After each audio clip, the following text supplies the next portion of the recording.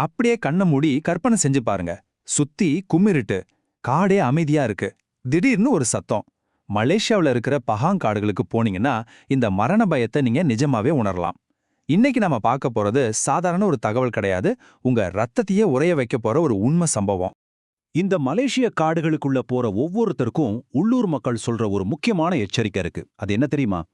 ராத்திரி நேரத்துல தூரத்துல ஏதாவது ஒரு சிவப்பு லேண்டர் வெளிச்சம் தெரிஞ்சா எக்காரணத்துக் கொண்டும் அதை பின்தொடர்ந்து போயிடாதீங்க. ஆனா நம்ம மனுஷ புத்தி சும்மா இருக்குமா? அந்த ஆர்வம் சில சமயம் நம்மள மரணத்துக்கிட்டேயும் கொண்டு போய் விட்டுடும். அப்படியே ஒரு நாள் பஹாங் காட்டுக்கு ஹைக்கிங் போன 3 காலேஜ் நண்பர்கள் எதிர்பாராத விதமா வழி தவறிடுறாங்க. முதல் கட்டமா அவங்க ஃபோன் சிக்னல் மொத்தமா கட் ஆகுது. சரி, எப்படி தப்பிக்கலாம்னு யோசிக்கிறப்ப பேய் மழை அடிக்க ஆரம்பிக்குது. கண்ணுக்கு எட்டுன தூரம் வரைக்கும் கார் இருள். அந்த பிரம்மாண்டமான காட்டுக்குள்ள அவங்க 3 பேர் மட்டும்தான் தனியா மாட்டிக்கிட்டாங்க. அந்த நிமிஷம் அவங்க மனநிலை எப்படி இருந்திருக்குன்னு கொஞ்சம் யோசிச்சு பாருங்க. அந்த இருட்டுல திடீர்னு தூரத்துல ஒரு சின்ன வெளிச்சம் தெரியுது. உற்று பார்த்தா அது ஒரு சிவப்பு நிற லேந்தர் விளக்கு.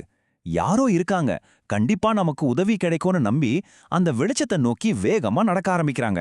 ஆனா அங்கதான் ஒரு பெரிய திகில் காத்துக்கிட்டு இருந்துச்சு. அவங்க எவ்வளோ தூரம் நடந்தாலும் அந்த சிவப்பு லேந்தர் அதே தூரத்துல தான் இருந்துச்சு.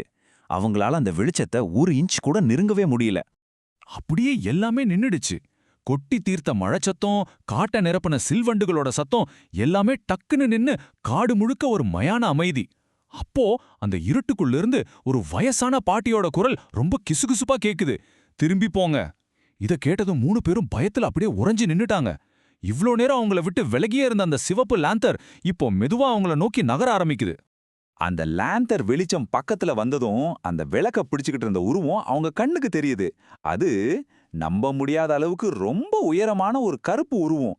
அதோட கால்கள் தரையில படவே இல்ல, அப்படியே அந்தரத்துல மிதந்துட்டு இருந்துச்சு.